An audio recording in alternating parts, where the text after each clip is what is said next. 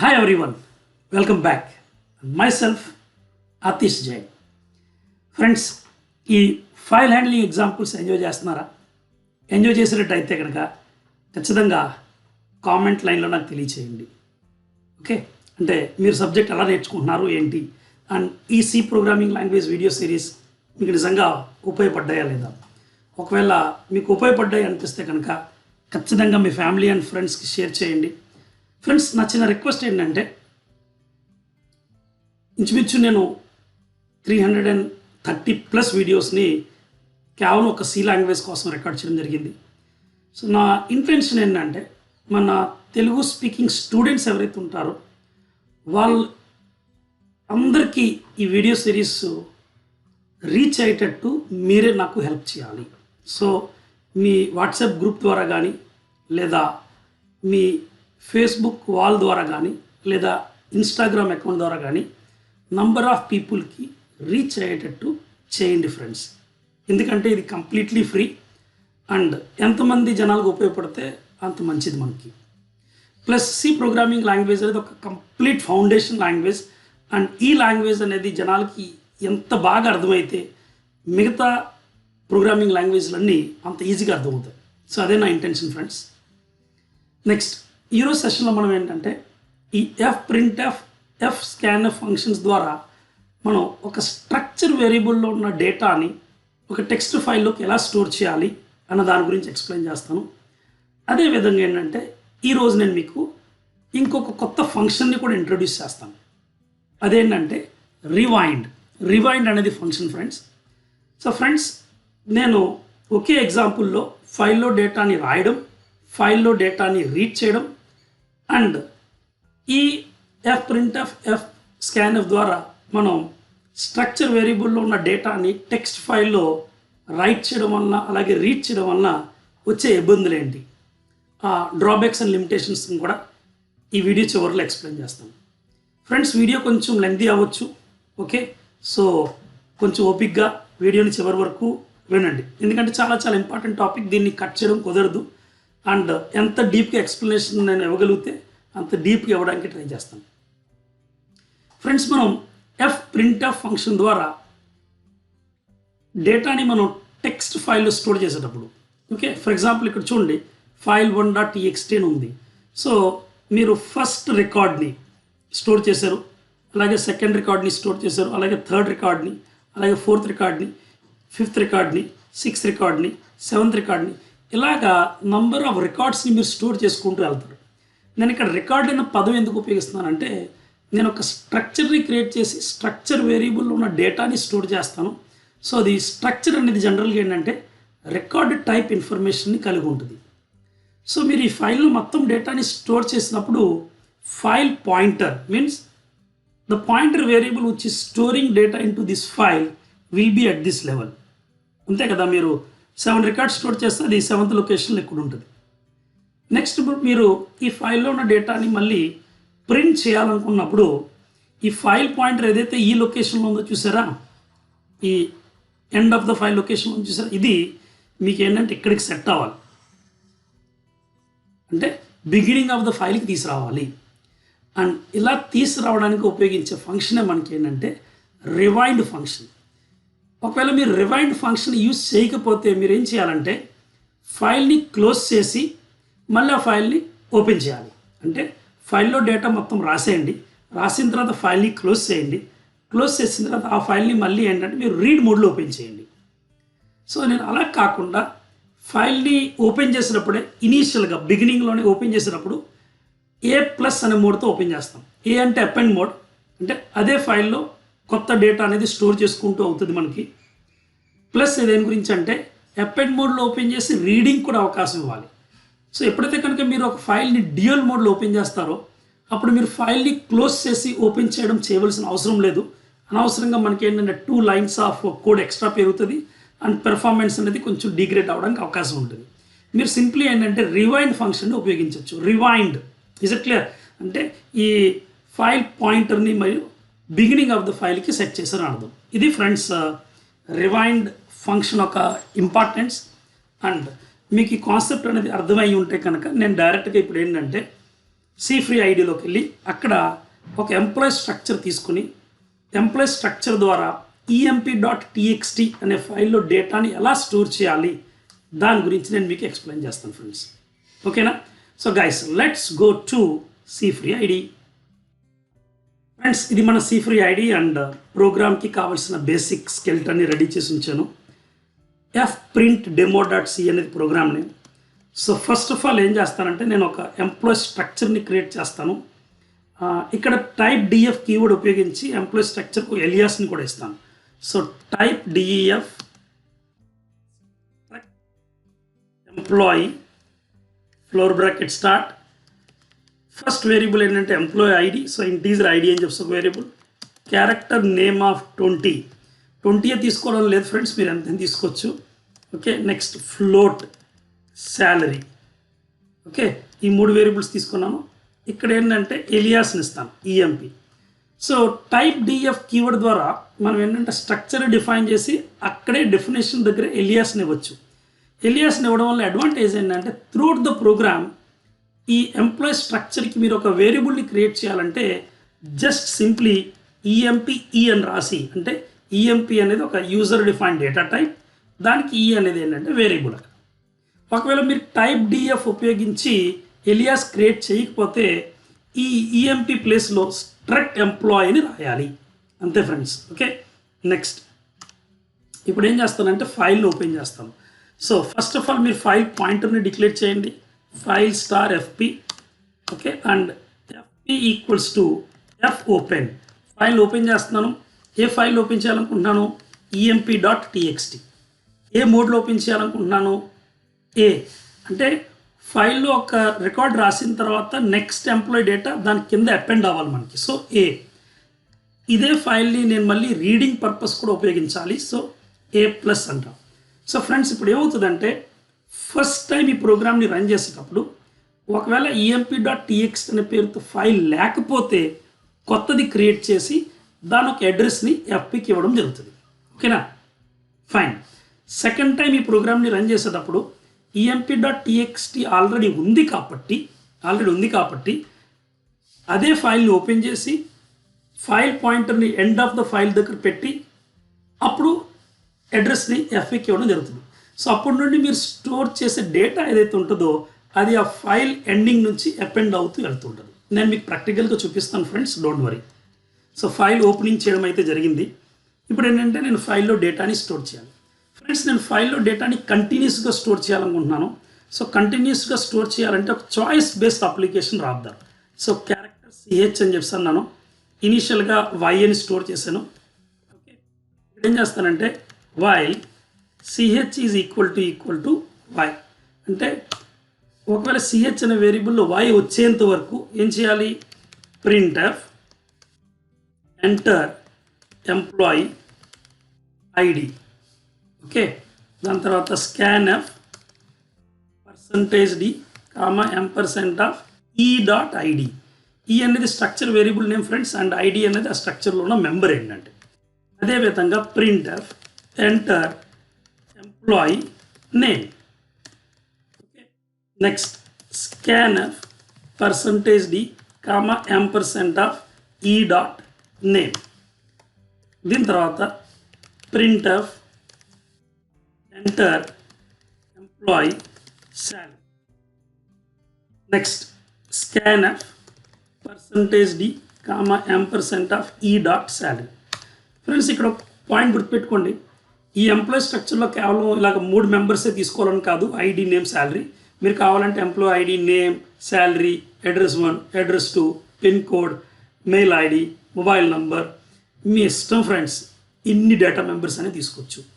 నేను అవన్నీ ఎందుకు తీసుకోలేదంటే అనవసరంగా అవన్నీ తీసుకోవడం వల్ల వీడియో లెంత్ చాలా పెరుగుతుంది, అదొకటి. ఇంకోటి ఏంటంటే ప్రోగ్రామ్ అనేది కాంప్లికేటెడ్ అవుతుంది. సో ఫస్ట్ టైం వినే వాళ్ళకి కొంచెం ఇబ్బందిగా ఉండొచ్చు అన్నమాట.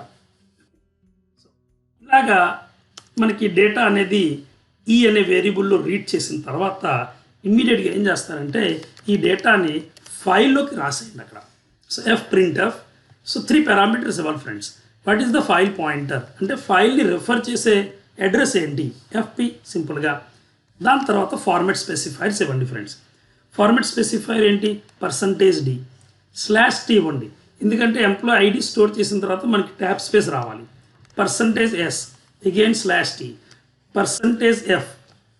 ఓకే, అండ్ ఇది స్టోర్ చేసిన తర్వాత మనకి ఏంటంటే న్యూ లైన్, ఎందుకంటే నెక్స్ట్ రికార్డ్ అనేది మనకి నెక్స్ట్ లైన్లో స్టోర్ అవ్వాలి.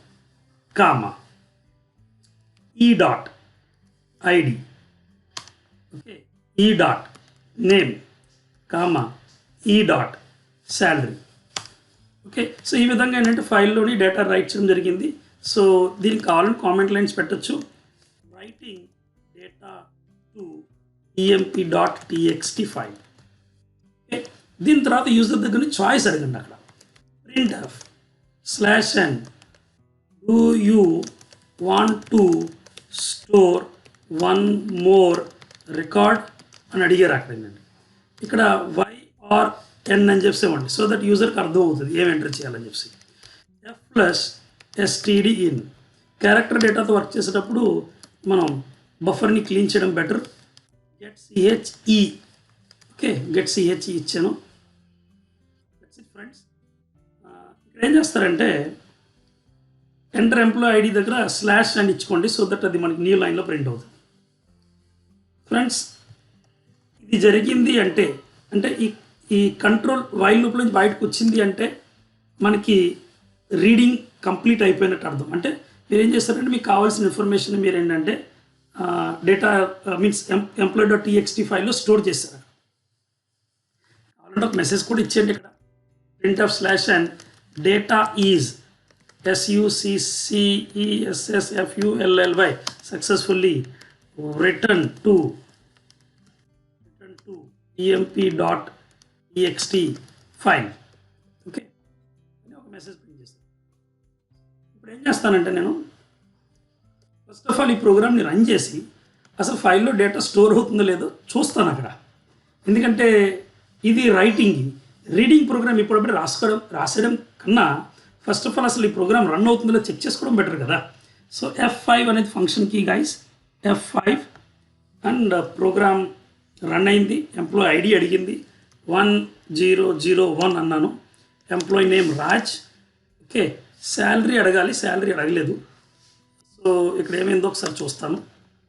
శాలరీ దగ్గర నేను పొరపాటున బాగానే ఇచ్చాను. సారీ ఫ్రెండ్స్, సారీ %d కాదు కదా, %f ఏంటంటే. ఓకే, సో అది మిస్టేక్ జరిగింది. ఇప్పుడు employee.txt ఫైల్ క్రియేట్ అయిపోయి ఉంటే దాన్ని డిలీట్ చేసేస్తాం. ఓకే, ఎందుకంటే డేటా అనేది సరిగ్గా ఇన్పుట్ అవ్వలేదు కదా మనకి. ఒకసారి మళ్ళీ ప్రోగ్రామ్ రన్ చేస్తాను. ఫ్రెండ్స్, మిస్టేక్ జరుగుతూ ఉండొచ్చు, ఎందుకంటే ప్రోగ్రామ్ని ఎక్స్ప్లెయిన్ చేస్తూ రాయాలి అండ్ కాన్సెప్ట్ని ఎక్స్ప్లెయిన్ చేస్తూ రాస్తున్నాను. ఇక్కడ మళ్ళీ శాలరీ స్టోర్ అవ్వలేదు, అసలు ప్రాబ్లం ఏంటో తెలుసుకుంటాను. ఫ్లోట్ SALARY శాలరీ బాగానే ఉంది. emp.txt %d sorry friends, sorry problem ఇక్కడ జరిగింది. ఇక్కడ %s పెట్టాలి ఎంప్లాయీ నేమ్ దగ్గర, సో పొరపాటు అక్కడ జరిగింది, ఇక్కడ కాదు. బాగానే ఉంది, ఏ టెంపరీ వేరియబుల్ అక్కర్లేదు. ఫైన్, ఇప్పుడు ఇంకేం ఇబ్బంది ఉండదు ఫ్రెండ్స్. ఒకసారి నేను డిలీట్ చేస్తాను employee.txt file. Fine, F5. So కంగారులో ఒకసారి మిస్టేక్ జరుగుతుంటుంది ఫ్రెండ్స్, అది కొంచెం చూసుకుంటూ ఉండాలి. Super friends, 9000 employee salary enter చేశాను. Do you want to store one more record? Yes అంటాను నేను. మళ్ళీ ఇంకో ఎంప్లాయీ ఐడి అడుగుతుంది, 102 Ravi 8900. Do you want to store one more record? Yes. 103 Prem 9900. Do you want to store one more record? No అంటాను. So data is successfully return to emp.txt file అని message వచ్చింది. Super friends, ఇప్పుడు ఏం చేద్దారంటే ఒకసారి ఇక్కడికి వెళ్ళి చూద్దాం. Awesome friends, awesome. 3 రికార్డ్స్ మనకి ఏంటంటే emp.txt ఫైల్లో సక్సెస్ఫుల్గా స్టోర్ అయినాయి. గుడ్ ఫ్రెండ్స్, మీకు 2 digits స్టోర్ అవ్వాలనుకుంటే మీరు కావాలంటే %.2f అలా మీ ఇష్టం వర్క్ చేసుకోండి. ఇప్పుడు ఏం చేస్తానంటే ఈ emp.txt ఫైల్లో ఉన్న డేటా ఉంది చూసారా, దాన్ని ఇదే ప్రోగ్రాంలో రీడ్ చేసి లాజిక్ రాస్తాను. ఓకే, సో ఇక్కడ హెడ్డింగ్ ఇస్తాను first, printf /n reading data from emp.txt file అని ఇచ్చి, దాని తర్వాత printf /n ఇక్కడ ఒక అండర్లైన్ ఇచ్చింది. ఓకేనా ఫ్రెండ్స్, ఇక్కడ ఒక అండర్లైన్ ఇచ్చింది, అండర్లైన్. ఓకే, అండ్ దాని తర్వాత మళ్ళీ స్లాష్. ఫ్రెండ్స్, డేటాని మనం ఏంటంటే స్టోర్ చేసిన తర్వాత స్క్రీన్ని క్లియర్ చేసేద్దాం మనం.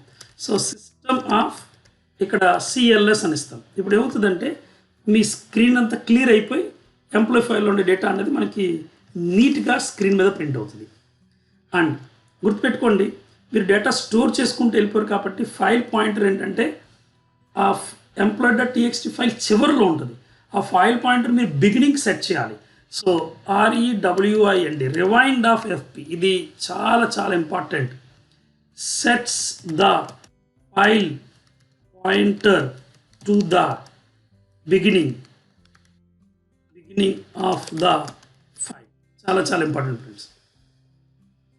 Okay, beginning of the file set చేయాలి. నెక్స్ట్ వైల్, ఇప్పుడు ఫైల్లో ఉన్న డేటాని రీడ్ చేయాలి. సో వైల్ fscanf ఏంటంటే ఫైల్లో ఉన్న డేటాని రీడ్ చేయడానికి. సో మీరు fscanf ఫంక్షన్కి మీరు ఏం పాస్ చేయాలంటే ఎక్కడి నుంచి రీడ్ చేయాలి? ఫైల్ పాయింటర్ నుండి. Okay, next what is the type of the data you are going to read? %d, okay, ఇంకోటి %s, ఇంకోటి %f. ఈ 3 టైప్ ఆఫ్ డేటాని రీడ్ చేయాలి. ఫైన్, ఎక్కడ రీడ్ చేయాలి? %e.idలో, ఓకే, %e.nameలో, %e.salaryలోకి రీడ్ చేయాలని చెప్తాను. ఎప్పటి వరకు ఇదంతా జరుగుతూ ఉండాలి? Till it reaches to end of the file. అంటే fscanf ఫంక్షన్ employee.txtలో ఉన్న ఫైల్లో ఉన్న డేటాని రీడ్ చేస్తూ ఎండ్ ఆఫ్ ఫైల్కి రీచ్ అయ్యేంత వరకు ఈ వైల్ లూప్ అనేది కంటిన్యూ అవ్వాలి. సో ఫస్ట్ రికార్డ్ మీరు రీడ్ చేస్తారు, అది మనకి ఈ అనే వేరియబుల్లో స్టోర్ అవుద్ది. ఇక్కడ ఏం చేస్తామంటే printf, అంటే మీరు వేరియబుల్లో రీడ్ చేశారు, వేరియబుల్లో రీడ్ చేసిన డేటాని ఇప్పుడు స్క్రీన్ మీద ప్రింట్ చేస్తాం.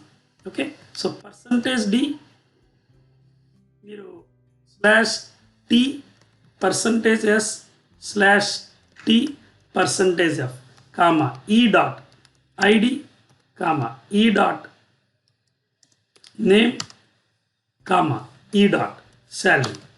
సో ఈ విధంగా ఏంటంటే నేను ప్రతి రికార్డ్ని డిస్ప్లే చేస్తాను. fclose is the function to close the file pointer. That's it friends. Program సక్సెస్ఫుల్గా అయిపోయినట్టే, బట్ చెప్పలేము, ఎర్రర్స్ రావచ్చు. ఒకసారి రన్ చేసి చూస్తాను. F5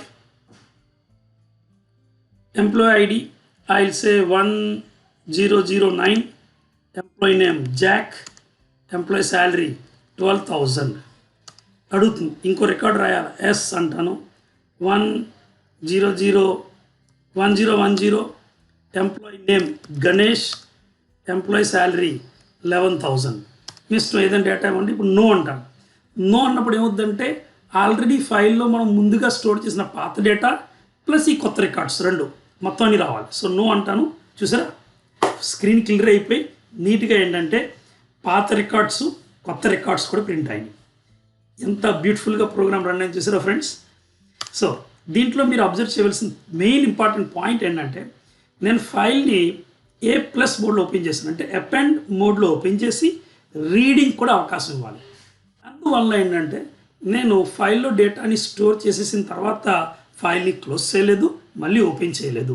డైరెక్ట్గా ఏంటంటే రివైండ్ ఫంక్షన్ ఉపయోగించి నేను ఫైల్ పాయింటర్ని బిగినింగ్ ఆఫ్ ద ఫైల్కి సెట్ చేసి అక్కడ నుంచి మళ్ళీ రీడింగ్ సెట్ చేసుకుంటూ వచ్చానమాట. ఎందుకంటే మరి మీరు రివైండ్ FP ఈ యొక్క ఫంక్షన్ ఇవ్వకపోతే మీకు ఫైల్లో డేటా అనేది ఫైల్ నుంచి డేటా రీడ్ చేయడం అనేది జరగదు ఫ్రెండ్స్. కావాలంటే మీరు టెస్ట్ చేసుకోవచ్చు. అండ్ మీరు emp.txt ఫైల్ని ఒకసారి ఓపెన్ చేసి చూడండి, దాంట్లో రికార్డ్స్ ఉన్నాయా లేదా.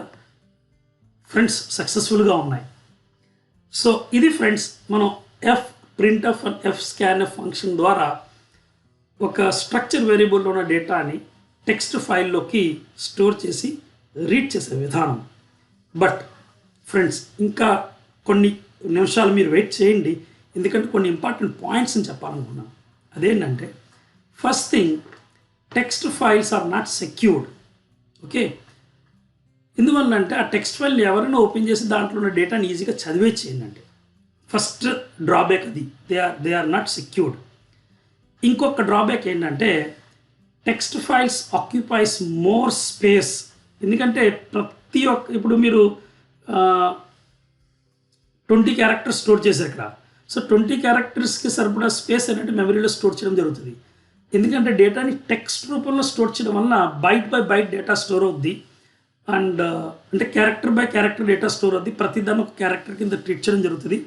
అండ్ ప్రతిదాన్ని ఒక క్యారెక్టర్ కింద ట్రీట్ చేయడం వల్ల ఏంటంటే మనకి మెమరీ అనేది ఎక్కువ ఆక్యుపై అవ్వడానికి అవకాశం ఉంటుంది. ఓకే, అది ఆ విషయం పక్కన పెట్టండి, అది పెద్ద అంత ఇంపార్టెంట్ కాదు. బట్ మెయిన్ ఏంటంటే data is not organised. Data is not organised అంటే ఇప్పుడు సపోజ్ ఒక 100 రికార్డ్స్ ఉన్నాయి. ఈ 100 రికార్డ్స్లో మీరు ఏదైనా ఒక పర్టికులర్ రికార్డ్ని యాక్సెస్ చేయాలనుకుంటున్నారు. ఓకే, 98th రికార్డ్ని యాక్సెస్ చేయాలనుకుంటున్నారు, లేదా 58th రికార్డ్ని మోడిఫై చేయాలనుకుంటున్నారు, లేదా ఒక పర్టికులర్ రికార్డ్ని డిలీట్ చేయాలనుకుంటున్నారు. అంటే మోడిఫైయింగ్ రికార్డ్, ఎందుకంటే రికార్డ్ని మీరు మోడిఫై చేయాలంటే ఏ రికార్డ్ని మోడిఫై చేయాలన్న లొకేషన్ తెలుసుకోవాలి. సో డేటా అనేది మనకు అంత ఆర్గనైజ్డ్ స్ట్రక్చర్లో ఉండదు కాబట్టి మనం ఆ రికార్డ్ యొక్క పొజిషన్ ఎక్కడుందో తెలుసుకోవడం కూడా చాలా కష్టపడాలి ఫ్రెండ్స్. ఎందుకంటే ఒక్కొక్క బైట్ని లెక్క పెట్టుకొని అప్పుడు మనకు ఆ రికార్డ్ ఏ పొజిషన్లో తెలుసుకొని అప్పుడు మోడిఫికేషన్ కానీ డిలీషన్ కానీ పెర్ఫామ్ చేయాలి. సో ప్రాక్టికల్గా మాట్లాడితే అంత ఎఫిషియెంట్ కాదు. జస్ట్ ఏంటంటే మీరు డేటాని ఒక టెక్స్ట్ ఫైల్లో స్టోర్ చేసి ఉన్న డేటాని యాజ్ ఇట్ ఈస్గా మళ్ళీ మొత్తం ప్రింట్ చేయాలి. మీ రిక్వైర్మెంట్ అంతవరకు అయితే కనుక ఇట్స్ ఓకే. నేను చెప్పిన ప్రోగ్రామ్ అనేది చాలా చాలా బాగా యూజ్ అవుతుంది. గుర్తుపెట్టుకొని మళ్ళీ చెప్తున్నాను, మీరు డేటాని స్టోర్ చేశారు, ఉన్న డేటాని మళ్ళీ యాజ్ ఇట్ ఈస్గా స్క్రీన్ మీద ప్రింట్ చేస్తారు. You are not doing any management. Is it clear? That's nothing but modifying, deleting ఇలాంటివి ఏం చేయట్లేదు. అలాంటప్పుడు ఇట్స్ ఓకే, ఈ కాన్సెప్ట్ బాగానే ఉంటుంది. But if you want to manage the data efficiently, modification చేయాలి, ఈ డేటా మీద డిలీషన్ పెర్ఫామ్ చేయాలి. అలాంటప్పుడు ఏంటంటే binary files are the best solutions for this guys. So don't worry, నేను మీకు బైనరీ ఫైల్స్ ఎక్స్ప్లెయిన్ చేస్తాను. బైనరీ ఫైల్స్లో కూడా ఇంచుమించు ఒక 6-7 డిఫరెంట్ ఎగ్జాంపుల్స్ని ఎక్స్ప్లెయిన్ చేయడానికి ట్రై చేస్తాను. బట్ ఈ వీడియో తర్వాత నేను బైనరీ ఫైల్స్ని కన్నా how to access data randomly అని చెప్పి ఒక చిన్న కాన్సెప్ట్ని ఎక్స్ప్లెయిన్ చేసి దాని తర్వాత ఏంటంటే బైనరీ ఫైల్స్ని ఎక్స్ప్లెయిన్ చేస్తాను. సో ఇది ఫ్రెండ్స్ ఆబ్జెక్టివ్. అండ్ మళ్ళీ చెప్తున్నాను, ఈ వీడియో కనుక మీకు నచ్చినట్లయితే ఖచ్చితంగా లైక్ చేసి షేర్ చేయండి. ఛానల్ని ఇంకా సబ్స్క్రైబ్ చేయకపోతే వెంటనే ఛానల్ని సబ్స్క్రైబ్ చేసి పక్కనున్న బెల్ ఐకాన్ని క్లిక్ చేయండి.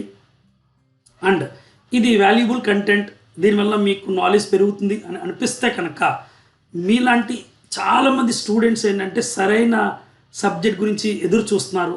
సో మీ వల్ల ఎంతవరకు అయితే అంతమంది జనాలకి ఏంటంటే ఈ వీడియో సిరీస్ని రీచ్ అయ్యేటట్టు చేసి వాళ్ళ చేత కూడా ఈ ఛానల్ని సబ్స్క్రైబ్ చేయించేటట్టు చేయండి ఫ్రెండ్స్.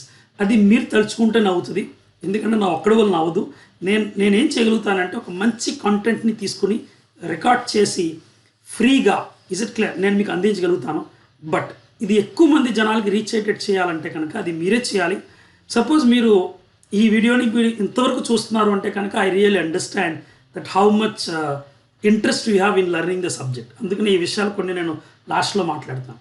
సో ఒకవేళ మీరు ఇంజనీరింగ్ చదివేటట్టు అయితే కనుక ఓకే, అండ్ దట్ టు ఈ ఏపీ తెలంగాణలో తెలుగు స్పీకింగ్ స్టూడెంట్ అయితే, ఆబ్వియస్లీ తెలుగు స్పీకింగ్ స్టూడెంట్ అయితేనే మీ వీడియో సిరీస్ని వింటారు.